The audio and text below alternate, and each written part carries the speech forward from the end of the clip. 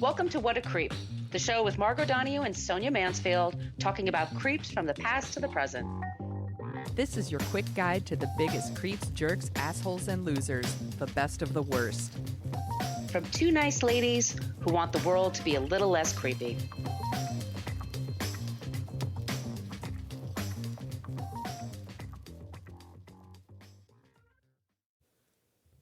Welcome back to What a Creep. This is Margot Donahue, and my cohort in creepitude, as always, is the amazing Sonia Mansfield. Hey, Sonia. Hello, my friend. Hello, my friend. How do people greet each other in Australia? G'day, mate. Good day, mate. Actually, I was chatting with someone from Australia this week, and she said that when you're in the bigger cities, not so much with a good day, mate, but as you go further out. And I was like, okay. It's like y'all. Yes. Yeah. That's probably exactly like it. Although I use y'all all the time now because it's like a nice gender neutral way to say howdy. It's inclusive. Exactly. Got it. I could say like guys, gals, and non-binary pals or something, but that's really long. I just go with y'all. That's a mouthful. It is. We are the show that talks about creeps from the past to the present. Today we were talking about a creep that's in another hemisphere from us. We're very excited to get to this one. But yes. But first, let me just let you know that you can follow us on Facebook. We do have a basic Facebook page. But the thing is that we barely check it, and it's really just a place for people to hang out and complain about our language. Guess what, everybody? We swear. We use salty language on this show. We do have a private Facebook group. You do have to answer a few questions before you get in there, but it's a nice place to hang out, and that's where we are the most interactive. But guess what? You can find us on Twitter. Now, on Twitter, we're at CreepPod because somebody had What a Creep on Twitter for over 12 years and never used it. Creep! We're on Instagram at What a Creep Podcast, or you can even send us an old-timey email. What a creep podcast at gmail.com. We also have stickers. If y'all would like some stickers, just send us your address, and wherever you are, even down in Australia, mates, like my Vegemite accent. I do like it. It's real good. I have some Vegemite. I have some Vegemite here that I'm going to try. I'll report back. I heard it's disgusting. I only tried it once, and I was like, so I was in France, and I was backpacking, and my sister and we met two people from Australia. They tried peanut butter. We tried Vegemite. We all nearly threw up on each other. Not fans. I really, really hope that doesn't happen to me, but I will report back. Maybe I'll film it for TikTok and y'all can watch it. Yes. Just do a little bit on a cracker. Just see how it goes. Do you want to tell them about our website? Yes. You can go to whatacreeppodcast.com, and it's everything you ever wanted to know about our podcast, but we're afraid to ask, including does Sonia like Vegemite? You could probably go there and find out. There are links to all of our episodes from season 5 on, because the first 4 seasons are behind the Patreon wall. More on that in a minute. We also have a link to our merch shop where you can get t-shirts and journals and tote bags. They are really, really cute. Please do it. All of our episodes also have links to all of our sources because we source all of our episodes. So if you see a 1-star review that's like, they don't do any research, they didn't really listen to the show. We have lots of research, I promise. Do you want to tell them about the Patreon page? I do. Those of you who want to support the show financially, cha-ching, cha-ching, however they say that wherever you are in the world, you can do so at Patreon, Patreon. Look up What a Creep Podcast. I want to thank Marissa, Harriet, Patricia, and Jade for all doing that. As Sonia said, all first 4 seasons are on there. We also put out 2 bonus episodes a month. We got to get one in, by the way. Oh, yes. We got to talk about that. Okay. And we do have a newsletter that goes out. Thank you all so much for supporting. And if money is tight, we totally understand. Just leave a review wherever you get your podcasts or leave some stars or whatever. And I want to thank Good Pods because once again, we made their top 10 list. We're really excited about that. Awesome. That's rad. Thanks, Good Pod. Or you can leave on Spotify. A couple of you reached out to me. Thank you so much. Just hit the little star thing on Spotify. On iTunes, I want to thank Nikki Crow 21, Pixie Dust 2020, and Lena Lady. They all left us 5-star reviews in iTunes. Once again, thank you so much for doing that. We really appreciate it. Thank you. It helps us find our people. And you are our people. You're our people. One of us. One of us. All right. I think I went through everything, Sonia. Did I go through all the top of the show bullshit? I think so. I think that's all the work, right? Now let's get to the fun stuff. Sonia, the creepy stuff. Who is our creep today? This one has been a request for a while now. So as you know, we do like requests. So I said I put her on the list. I really did put her on the list. And here she is, Belle Gibson. Whee! So she is the creator of the Whole Pantry app and the author of its companion cookbook, The Whole Pantry. Her thing was she claimed that she had been diagnosed with an incurable form of brain cancer. That was her whole thing, and that she was able to skip chemotherapy and cancer treatments to heal herself with nutrition and holistic medicine. If any of you have lost somebody to cancer like I have in the last couple of years, this shit is infuriating. Yeah. So that's our kind of our trigger, yeah. Yeah, I was going to say this is our top trigger warning. Like if you have cancer, you've lost someone to cancer, it's very upsetting that somebody would pretend to have cancer and maybe encourage other people to skip treatments and try these things that don't work. So it's kind of fucked up. So take care.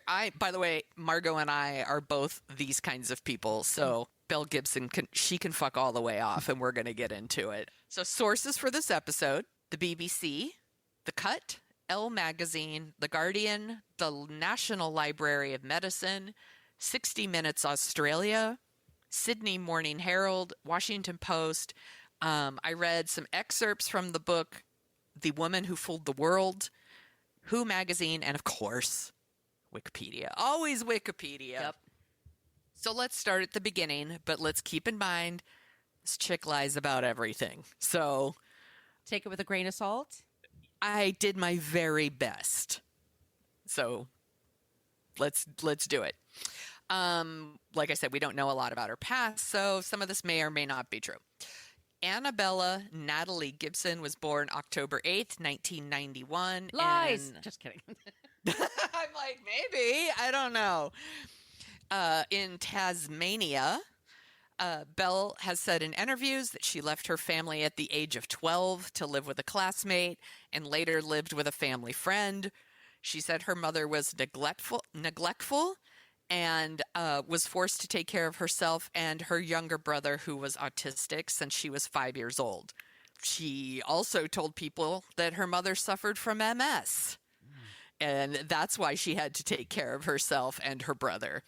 Her mother has since given interviews and said that these were all lies, including the fact that her brother was autistic. Her brother, Nick, is like, I'm not autistic. And he said, it's about attention. She's always been like this. Oh, great. So, yeah. I could not find any details about Belle's father. Her mother only refers to him as the, quote, sperm donor. Okay. I fucking get it, girl. That's fine. I'm like, I don't know anything about that dude, but I certainly get the desire to refer to your ex as a sperm donor. She attended Wyman State High School in Manly, Queensland. She dropped out in year 10. She also said she was homeschooled. So I'm pretty sure she actually went to this high school, just FYI. In July 2009, Gibson moved to Melbourne. She was active on a skateboarding community board, and that's where she like started lying there, like about like having heart attacks, being in the hospital, all kinds of stuff. Yeah. She got pregnant at 18. She gave birth to her son Oliver in 2010. I could not find anything about Oliver's father either. All I could find out is that he was not in the picture. Literally no mention of him in any of these stories other than he was not around. So she launched this thing called the Whole Pantry mobile app. This was in August 2013. She was 21 years old. Wow. Yeah. And she launched this app and she tied it to the story. She had a blog called The Whole Pantry. She said she had been diagnosed with this brain, like an inoperable brain cancer, like tumor in her brain. She had 4 months to live, and that she was able to control it with healthy eating. This is how she told the story. She said she started experiencing memory loss, problems with her vision, and difficulty walking, that she went and saw a doctor, and the doctor said, "You're just depressed," and gave her antidepressants. She said she then suffered a stroke, and that a test showed she had terminal brain cancer with 4 months to live. Jesus. That she tried. Yeah, this is the story she was telling people. That she tried chemotherapy and radiotherapy. She decided to ditch those and explore alternative medicine. That she traveled the country searching for a cure and embarked on a quest to heal herself. I'll do this actually in a movie preview voice. She embarked on a quest to heal herself with nutrition and holistic medicine, including salt, vitamins, oxygen, colonics, and other non-mainstream treatments. Oy, oy, oy.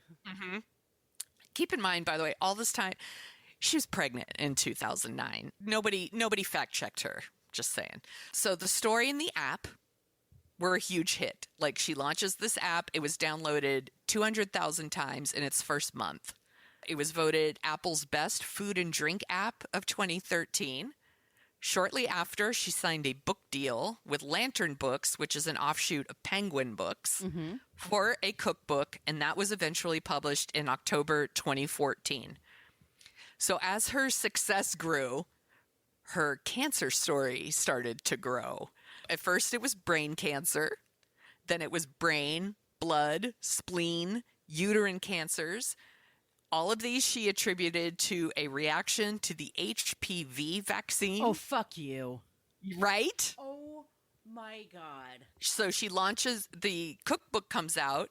In the preface, it says that her cancer had been stable for 2 years, with no additional growth because of her healthy living. And here's a line from the book too.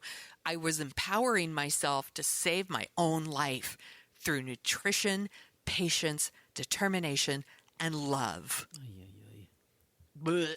Okay, so neither Apple or the publishers fact-checked any of her story before giving her this platform, which is beyond fucked up. And if I sound upset, it's because it's upsetting when people lie and take advantage of people who are scared. Yes, yes. People really, when you are told you have cancer, you really think you're going to die. You could have a stage 1 and you feel like, I have a very good chance here. This is the quote unquote good kind of cancer, and Right. I'll probably just get surgery or whatever and it'll be fine. But beyond that, it's scary. As someone who's been diagnosed twice, I literally thought I was going to die. I cried for days. I was so worried that my son was going to lose his mother, that my family was going to lose me. I was Googling nonstop. I was looking for anything that would give me hope. And that's why this shit makes me fucking sick, because I know people probably stumbled across her on social media, and you'll do anything. You'll try anything. And I'm like, yeah. And that's why I'm just oh, fuck this bitch. Yeah. So the app is out there.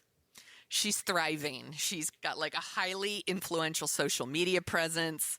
Her book is out there. Her Instagram in particular is the thing that's clicking for everyone. And she promoted her healthy living stuff. But it was also anti-vaccine. Sure. Which we all know how I feel about that shit. The consumption of non-pasteurized milk, raw milk, which a 3-year-old died from this, and 4 children under the age of 5 became seriously ill from drinking non-pasteurized milk. It's not safe, y'all. Please, be safe. And she also promoted something called the Gerson therapy. Have you ever heard of this? Because I had never heard of it. Okay. It's a specific, organic diet with nutritional supplements, and then you get coffee or castor oil enemas to treat cancer. I was like, that sounds fucking legit. Yeah. Yeah. Not only does it not help you, it can have really bad side effects. So there's infections, dehydration, you could start having fits, you could get heart and lung problems, even death. And then, of course, the constipation and inflammation of bowels that you would get from constant coffee and castor oil enemas. Jesus, that sounds unpleasant. Yes. So there was this other Australian wellness blogger, and her name was Jessica Ainscough. And she also was diagnosed with cancer, and she was also promoting this Gerson therapy. She died. Jesus. Like, she skipped chemotherapy and stuff. Like, she had a chance. She could have done like chemotherapy and stuff, but she didn't. She did this other thing, and she died in her home. She was 29 years old. Jesus. Oh my God. I know. But like I said, everyone, please take care of yourself. So there's a funeral for Jessica Ainscough, and Belle Gibson shows up dramatically there, said that she was like friends with Jessica, sobbed uncontrollably during the service, had to be like supported and held up by people there, so overcome with emotion at her close friend who has died from cancer. And then Ainscough's agent, they don't know each other. She's like, they had met 2 times, and that even Jessica was, something's off about her. They weren't friends. This woman is an attention whore. What an asshole. I know. Just like her family there, like people who really care about her are there, and you're making it all about you. Yes, exactly. It's all Fucking about me. She's such an asshole. 29. Oh my God. I know. Her family must be devastated. It's awful. Ugh. It's really awful. So now we're here. We're early 2015. The app is out there. The book is out there. It's like they've made like over $1 million now at this point. Elle Magazine does this glowing profile of her with like beautiful pictures, and it's like the most inspiring woman you've ever met, you know. And Question? Yes. So I'm sorry. Did she say she healed herself of cancer by doing all this? What she's claiming is that this healthy living is keeping the cancer from growing. So like So you're she living still has it, but she doesn't. Yes. It's not going to kill her. She's keeping it at bay. Yes. Well, who wants that? I mean, who wants the do you know what I mean? Like, yeah, it's cancer. You can't really. Okay. This asshole. She's making me nuts. Okay, I'm sorry. Yes. Continue. No, you're totally fine. So her her fictional brain cancer wasn't enough, right? So now the story is including blood, spleen, uterine, liver, kidneys, but she's treating it all with her healthy eating, and nothing was progressing. That's her story. I have these cancers, but I can live with them, and I'm super healthy as long as I other have than this mango. cancer. Yeah. So, and like I said, very popular on social media, but people on social media who actually have cancers are starting to question her in the comments. She's just saying things that aren't true of people that actually have cancer. They recognize bullshit when they're seeing it. So those comments, of course, are getting deleted, right? Because it's not fitting their narrative. Also, during this time, she's claiming that she, at some point, had undergone heart surgery several times. Several? Momentarily died on the operating table, yet she didn't have any surgical scars. Was completely unable to produce any kind of medical records. Yeah, there'd be something that would give you a folder for when you're done. Like this. Yeah, is what you exactly. This is what you had done. This is what you do Yeah. now. Yeah, so all these places are writing like glowing profiles of her, but no one's doing their due diligence on this. Nobody's doing their research. When they're like asking for like medical records or any kind of proof, she starts crying and like babbling, like she's so overwhelmed, and then people feel like a dick for even questioning her truth.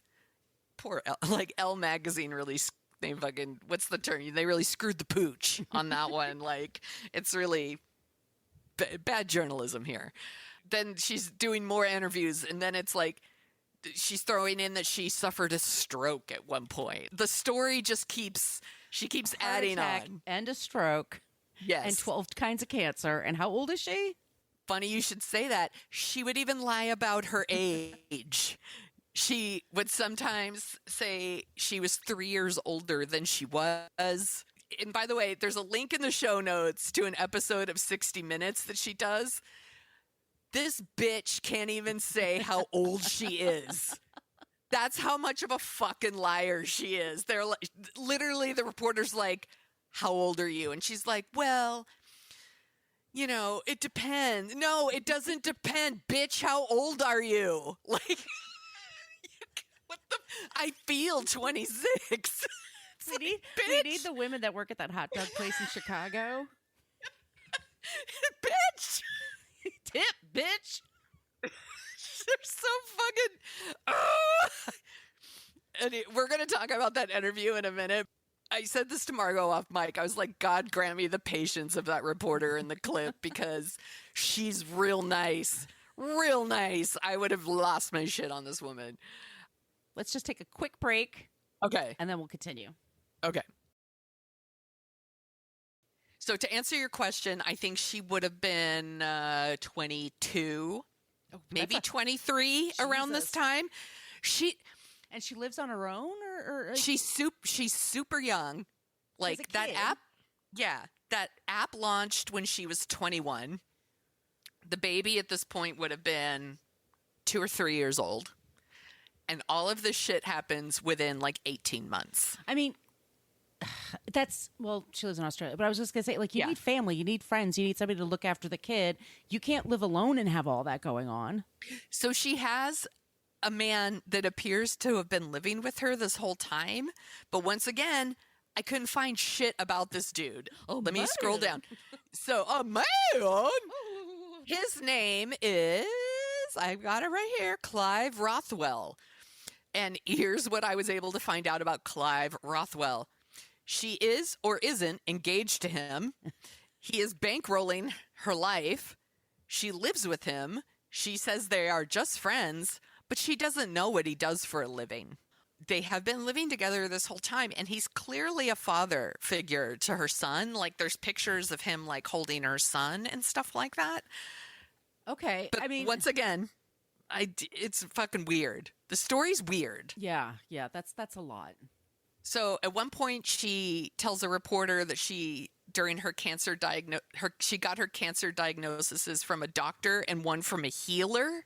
Oh, great. The beautiful glowing profile that's in Elle Magazine comes out. Elle Magazine gets an anonymous letter, and there's a lot of details in the letter. Where she went to school, who she knew, stuff that it wasn't just someone who was, I don't like Belle Gibson, so I'm writing a shitty letter. It's someone who clearly was connected with her in some way. And she says in this letter, he or she says, she's a compulsive liar. She got so tangled in her own web of lies living in Brisbane that she moved to Melbourne to start a new life of lies, the cancer lie this time. She's selling her fake sob story in order to profit from her app and book sales. She's a wolf in sheep's clothing, a master manipulator. You know what's crazy? And then, what? My brother Joe lived in Brisbane and then moved to Melbourne, like around this time. Right? What if she was following him? Maybe. Suspicious. Don't be suspicious. So Elle Magazine starts digging around too. Now they're starting to get on the trail. World-renowned Elle Magazine, known for their journalistic integrity. No, I'm not shitting on Elle Magazine. They're actually good, but they really probably should have done some background checks here. It's happened to other like Fortune for magazine. sure. People get snookered because they get the exclusive. They get really excited about a subject. Yes. Yeah. And like celebrities, not to fool y'all, I mean, not to blow your minds or anything, but celebrities lie constantly. This is also one ever true. Questions it. Oh my God. Okay, first of all, have you seen the video going around with Elizabeth Olsen? This Where is she amazing. says she doesn't know. Yeah, John Krasinski. And like she literally, and they're giving her a lie detector test. She's such a good actress that she could fucking fool a lie detector. I love it so much. Like it's a joke. Like she's obviously like it's a joke. Like she's fooling a lie detector test. That's because lie detector tests are bullshit. Because if you're a good actor, it's true. Yeah, it's true. No, seriously, or a psychopath. Yeah. Yeah, maybe she's a psychopath. No, I'm sure. I'm sure Elizabeth Olsen is delightful. I'm sure she is too. Look, she's awesome. She's Yeah. a great actress. I was just saying Yes. that I know because I worked in magazine industry for years, and you are just counting on your sources, and their resources to check things are just getting dwindling, and people Yeah. don't want to pay for anything, so they don't want to pay for their news. So anyway, Well, yeah. And it could be that she gave them people to talk to, and those people confirmed her stories. absolutely. Yeah. So you never know. So here's where it starts to come crumbling down for her, and it really has to do with money. This is when you're talking about money, that's when things start to come out. So she had promised that 95% of her app proceeds and 25% of her book sales were going to go to charity. Oh, shit. Yeah. She used charities' names and fundraising drives. Apparently, at some point, she was supposed to be donating over $300,000 to a total of 3 different charities. She donated about $7,000, and some of that was only donated after she realized people were snooping around. But she also, it's really fucked up. She also met up with this family that has a young son who has brain cancer.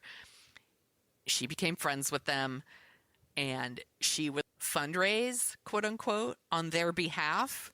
They never received any kind of money. Fuck this bitch. Yeah, I know. And they then were like, she just like pumped us for information to like pad out her own stories using like the symptoms and stories of this boy Right. to talk about her own brain cancer. Like so she knew took what his to say. Yes. It's really fucked up. It's so fucked up. It's like somebody quizzing you and then telling Yes. somebody else they have breast cancer and this is what they Yes. experienced. Oh, Jesus Christ. Yes. Oh, she sucks.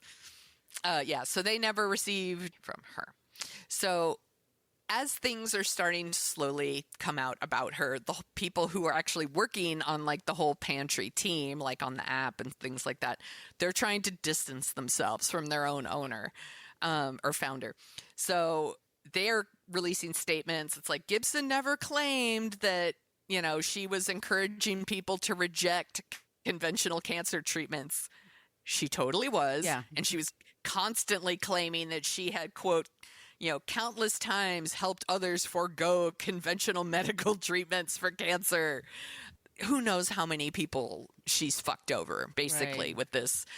What else did they do? Oh, so they were constantly going on the Facebook page, deleting any comment that like questions her stories, started deleting her posts about unconventional medicine or things about her story. They started deleting it. Posts about Gibson's cancer, claims of having briefly died while having heart surgery were deleted, and eventually all these social media accounts become like abandoned across all platforms. It's just a fucking graveyard of like social media accounts across all the platforms. Wow. At one point, Belle Gibson herself created another Facebook account under the alias Harry Gibson, and she Harry or Harry?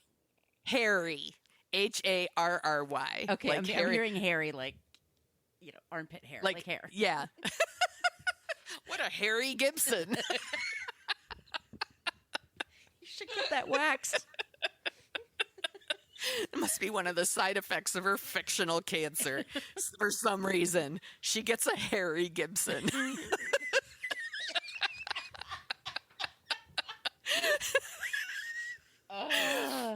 So she made this fake account. She set it to private, and then she would go on and like shit talk to Facebook followers that were questioning her claims. I think she's awesome. She's so great. What's your name? Schmel.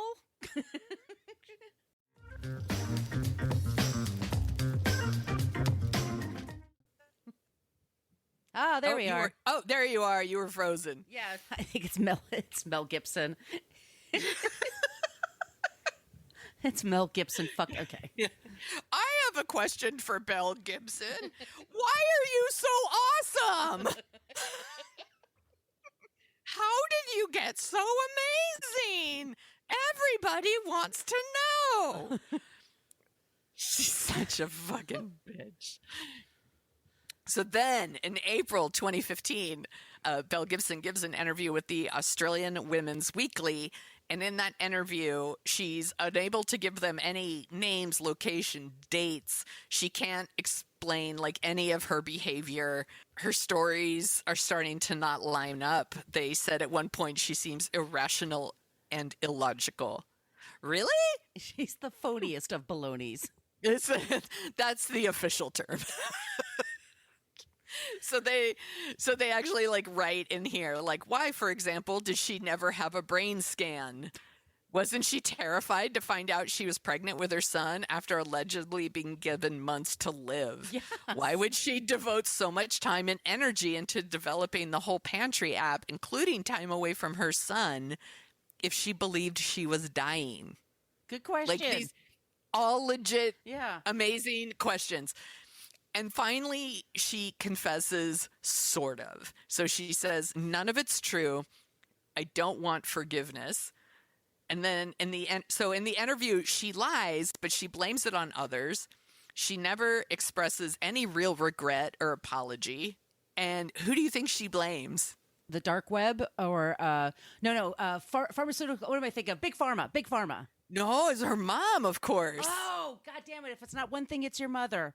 Exactly. Okay. So it's because she was forced to take care of herself and her brother from such a young age. Yeah. And and then they reach out from to the 70s and 80s, by the way. Yeah, right. I'm like, shit, we were all doing that, bitch, and we don't pretend to have cancer and steal money. She reaches out, the media finally, like, they reach out to her mother, and her mother's like, no, that's Never not a heard of thing. her. And then she's like, bitch, I don't know her. No. She tells them, like, hey, as a young adult, like, as an adolescent, she did this all the time. She'd pretend to have health conditions that she didn't have. Like, What's this that is her called? thing. It's like Munchausen by proxy or something like that. So she does this.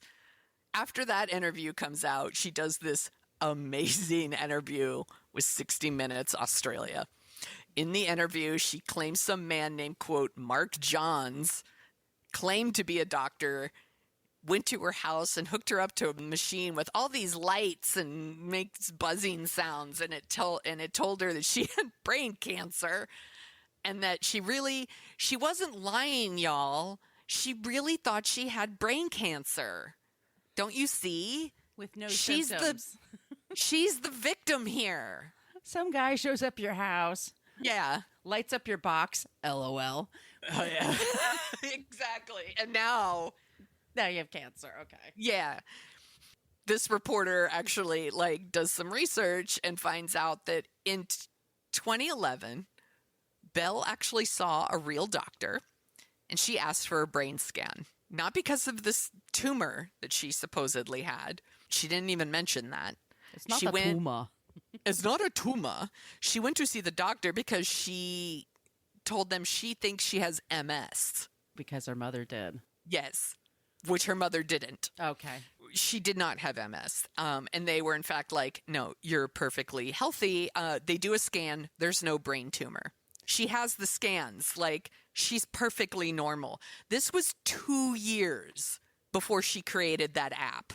So before she's like selling her sob story all over the world, writing her, like launching her app, writing the books, doing all the social media shit, she already had a clean brain scan. But she would just take that and like Perez Hilton it to just write tumor here and draw a penis next to it. But throughout this like interview for 60 Minutes, she's claiming, well, this man, this rando dude off the street, I guess, just wandered into her house and told her that she had brain cancer. So it must be true.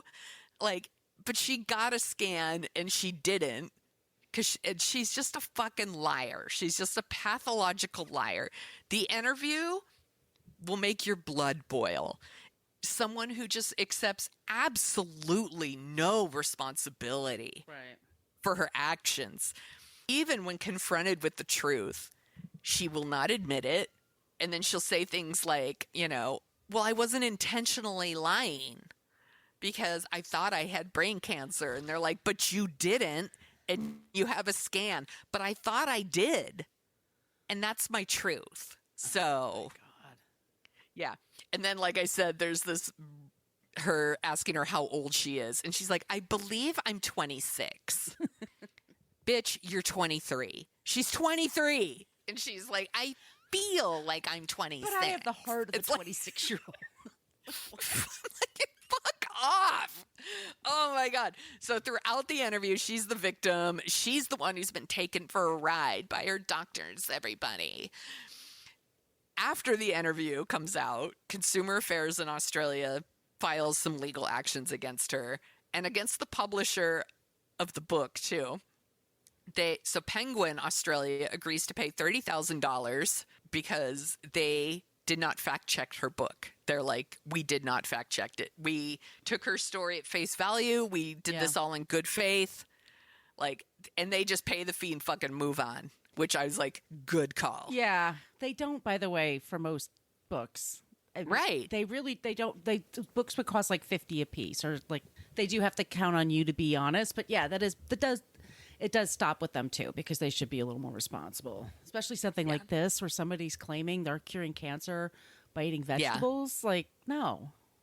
And it's just there's a whole other thing. We talked about this with our Goop episode, which I forget what season that is. It might be behind the Patreon wall, but it is one of my favorite episodes we've ever done, where we kind of talk about these like alternative medicines, and there's a whole culture around that and a whole community around. We couldn't possibly get in this episode. Oh, they pay their fine. She is found guilty of making false claims, and she is fined $410,000. She's fined over $400,000. She does not pay the fine. The Sheriff's Office of Virginia raids her home. This is in January 2020. And they recoup a bunch of stuff. They just take a bunch of her shit. They go in a year later. They take some more shit because she's not paying for anything. Is she working? I mean, she probably not. No, she's not working. She's living with that man, Clive Rothwell or whatever. But like, he doesn't have to pay her shit. They're trying to get their monies from their money worth from her, right? So just when you think the story couldn't get any crazier, after the first raid, our friend Belle Gibson comes out and claims to be adopted by the Ethiopian community in Melbourne. That she's been doing lots of community work with them for years, and that they are taking her in, and that she is being adopted by them, and she calls it a gift from Allah, that she is ready to go back to her home in Ethiopia. What? The president of the Australian Oromo Community Association in Victoria is basically like, bitch, please. He was like, she is not a registered volunteer here. She's not working with the community. He expressed that nobody seems to know who she was. He just learned her backstory and expressed a desire for her to stop saying she was part of this community. He's like, stop saying you're part of the bitch, we don't know you. Like, can you believe that? It's Like they haven't suffered enough. They need this bitch to come along. Like they're, Like, what the fuck? Oh, it just boggled my mind when I read that. I was like, I don't know what she thinks that means. It doesn't mean anything. Like, you're still guilty as fuck, and you still have to pay your fines. Yeah, so I don't know. I don't know what she was thinking she was getting with that lie. Yeah, she went out. She's wearing like a headscarf, and she's just like, I've been adopted by this Ethiopian community in Melbourne, and they're like, no. So she's saying she's Muslim, or I guess so. Jesus Christ. And they're like, nah, we don't want you. No. So we already mentioned Clive Rothwell. There is a book called The Woman Who Fooled the World, and it's by Bo Donnelly and Nick Toscano. They were both journalists for The Age and the Sydney Morning Herald. And in the book, they are floating the idea that she has some sort of version of Munchausen syndrome, or they were calling it Munchausen by internet. And it's like where people identify as a patient, a fighter, or as a survivor. Like, this is like it gives them the attention, sympathy, and control that they crave. So that's kind of a theory, but she has yet to actually be diagnosed by anybody. Yeah. But she's clearly She clearly doesn't like doctors, Sonia. She doesn't. yeah. Well, I mean, every time she sees one, they hook her up to this box that lights up and they tell her she has cancer. So I guess she doesn't want to see them. And then she gets a Harry Gibson and she's such a fucking asshole. And that is our creep, Belle Gibson. Holy shit, Sonia. That was a journey. Right? She's looking forward to that Netflix series. So, what is she doing now? Is she still living with this Clive person? Yeah, from what I could tell, she is still living with this Clive person. I still don't think they've gotten all their money from her. It sounds like Yeah, that sounds like people like the Daily Mail still show up, take pictures of her, and post stuff. I couldn't find any, as of today, Right. kind of information about her. I mean, maybe she's going to lay low for a little while and then come out and claim that, I don't know, I feel bad she's for a her fucking son. alien or something. Maybe she's going to start a cult. Maybe she's going to join the Way Down. I don't know. Like, Yeah. she's going to get really big hair. She's going to join the Way Down. Maybe she's going to do a movie with Mel Gibson.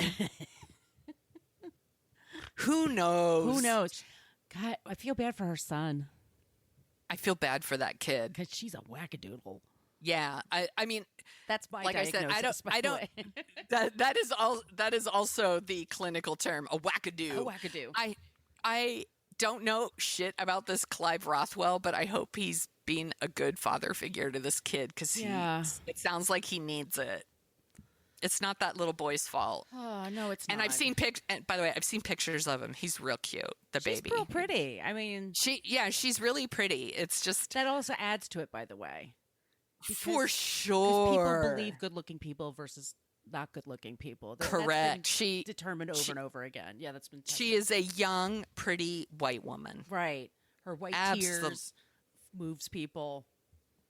Absolutely. She's someone Oosh. Oprah would have had on her show. with no problem. Totally. Yeah. Oh my God. I can't believe Oprah didn't have her on. Yeah.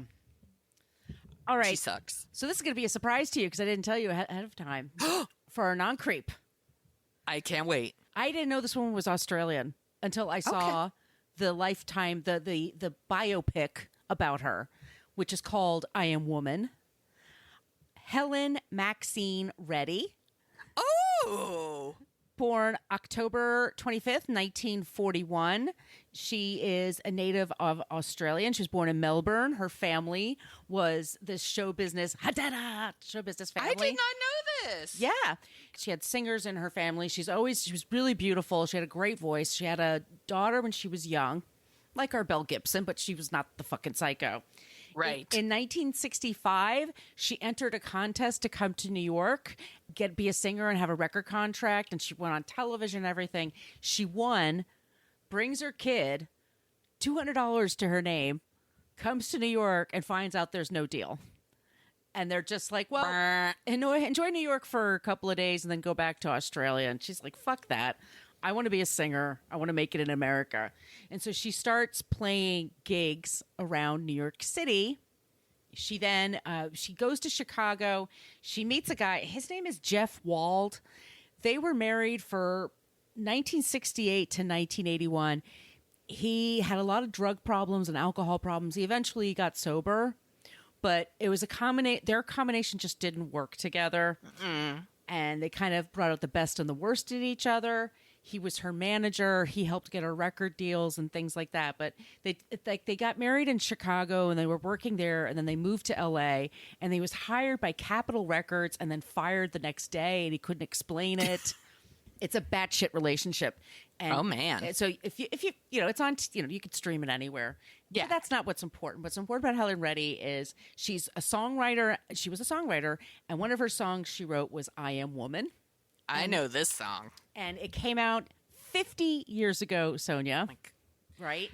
How sad that it's still like so super relevant now. I was just thinking, I brought her up because it was a song that was a hit around the world. It was attached to second wave feminism. It was a theme everywhere. It just kind of, it was one of those things that it caught the zeitgeist. And then people saw her and she's beautiful and she had a great voice. And my mom had Helen Reddy's greatest hits. She had that album that she would play all like ad fucking nauseum. But I couldn't hear the song. And then a couple of years ago, I listened to the Sirius channel, the 70s channel on Sirius, and the song comes up a lot. And I'm just thinking like, we've come so far, yet we haven't, especially in the last couple of weeks. No shit. Yeah. And it brings up this rage in me. She had a lot of hits in the 70s, and then her career just you have your peaks in show business and then your valleys. She's super smart. She would go to school, go take any kind of lessons at the local college, wherever she was in her life. She goes back to Australia, and she becomes a hypnotherapist, does that for a while, but she was always an activist in women's organizations and women's rights. And she was big on that in Australia. She gets divorced, she gets remarried, she gets divorced again, but she has this pretty happy life. Unfortunately, she passed away in 2020. She had some sort of head issues and she had dementia issues. It's really sad because it kind of happened super quick, and I feel bad for her kids. They completely adored her. She's just was a badass. I mean, she wrote something that, like I said, it was the zeitgeist, and yet you play it now and you kind of sing along to it, and you're kind of like, it moves your heart, it moves your soul. If you have anything of a soul.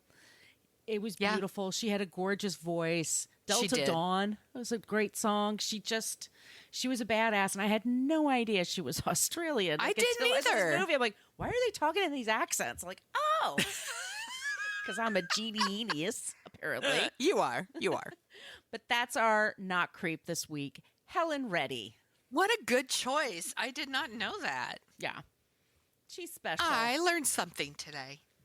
We hope you all learned something today. You learned all about Harry Gibson. And sorry for any tech issues. Mercury's in retrograde. Yes. Everything is just completely haywire. But if you like the sound of our voices, and by golly, wouldn't you like the sound of our voices, we co-host a show called Dorking Out, where we just dork out about movies. We have fun with it. Sonia, right now, what episode do we have right now? It's right now Batman. 1989.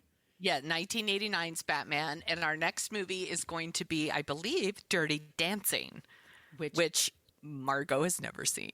It's going to be a first watch for me. It's like Top Isn't that Gun. amazing? I know. This is amazing to me. I think Margot's going to really like it. I think you're going to be surprised. Well, I looked at the cast and I'm like, oh, right, Jerry Orbach's in this. Yes. I'm going to love it. Yeah, I really think you will. I think the movie was, we're going to talk about it. Right. We'll get into that later. Okay. Yes. Anyway, please reach out to us on all the social media for your ideas for creeps and non-creeps, or saying hello, or sending us news or whatever. We love that shit. We love it when you use the Annie Potts GIF. We got one from Ghostbusters, but if you got something else in mind, be clever, have fun with it. Our email, once again, whatacreeppodcast@gmail.com. And Sonia, where can they find you? You can find me at thesoniashow.com and The Sonia Show on Twitter and Instagram and TikTok. Where can people find you, Margot? You can find me at Brooklyn Fit Chick for Twitter and Instagram. My TikTok is at Margot Donahue. Y'all, this was so much fun. Good day, mates. She's such a creep. Thank you, everyone, for the requests. Yes. Because this person was not on my radar. I had never heard this story, and it's been a ride. It's been quite a ride. We will be back next week with a new episode. Sonia? Yes. Be safe. Be good. Don't be a creep. Creep. Thank you for listening to us talk about creeps. You can follow us at What a Creep Podcast on Facebook, Twitter, and Instagram. But don't follow us too closely. You can email us your creepy stories at whatacreeppodcast@gmail.com. But please keep your dick pics to yourself.